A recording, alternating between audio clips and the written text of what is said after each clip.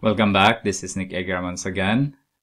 Given that sine theta, alpha, is equal to 3/5 and cosine alpha is equal to negative 4/5, find sine 2 alpha.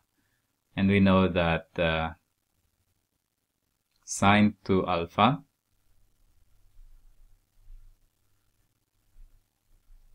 is equal to 2 sine alpha cosine 2 times sine alpha cosine alpha, as you can see there. Okay, but we don't have any cosine, so we need to draw a right angle triangle. If you want to do this in the Cartesian plane or the coordinate system, it's alright, but I'm not going to do that. If this is my alpha, then my sine is 3/5 there. That means this will become 25. 5 is squared, that is 25, minus 9, that is 9 squared, that's 16. Then we have 4. So this side is 4. So cosine alpha is equal to 4/5 or 4/5.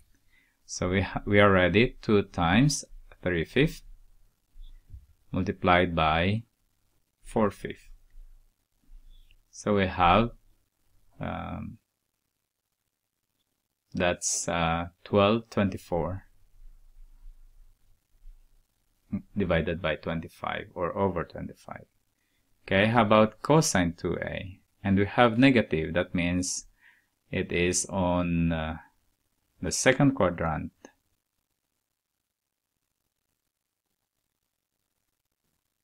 Yeah, the second quadrant or the third quadrant. So we have two possibilities. So now I'm going to do that in. It can be here. This is 5 and this is 4. It can also be here. This is still 5 and that is 4. So what will be here? Then we have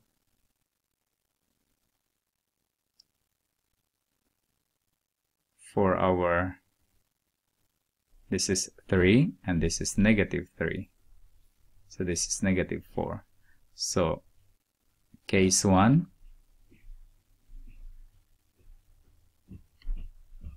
we have cosine 2 alpha is equal to cosine squared alpha minus sine squared alpha.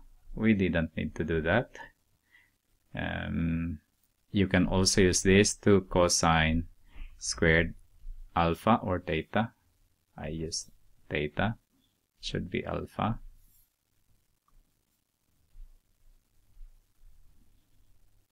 Alpha minus 1. I think this is better to use this one. Why? Because I don't need to use sine. And it doesn't matter because it is squared, so this doesn't matter. It will become positive anyway. So I'm not going to use sine, so I didn't need to do this, as you can see now.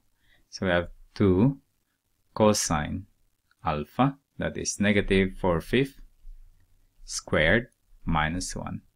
Then we have 16, 2 times 16 over 25 minus 1. So if we have 32, if we expand this by 25,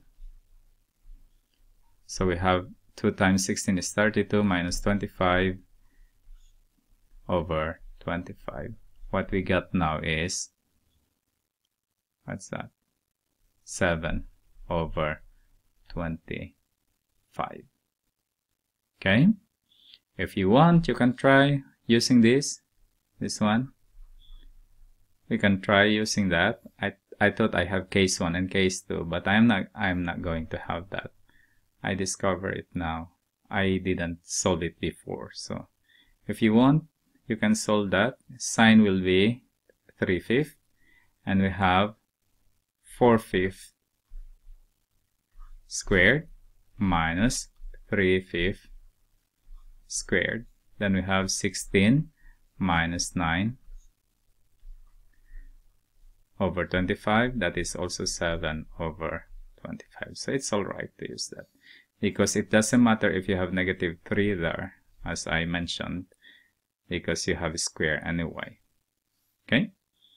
Next, sine alpha is equal to 5 over 13, where alpha is from 90 degrees to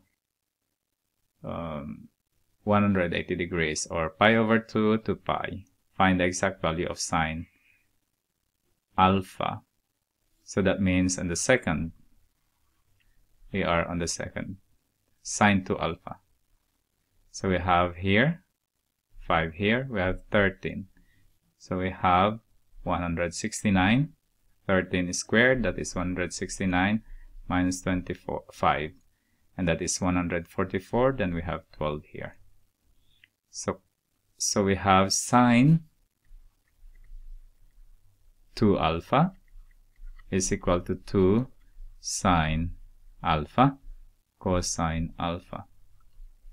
So we have 2 times sine is 5 over 13, and we know that this is -12 because our x value here is -12 on the second quadrant, multiplied by -12 over 13.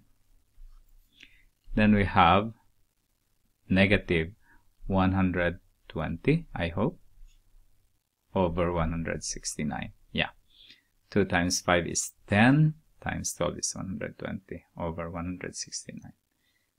Okay, I stay there and hang on for my next video. I will give some more examples, and have a nice day, and thank you for watching. I really appreciate it, and I hope you learned something. See you soon.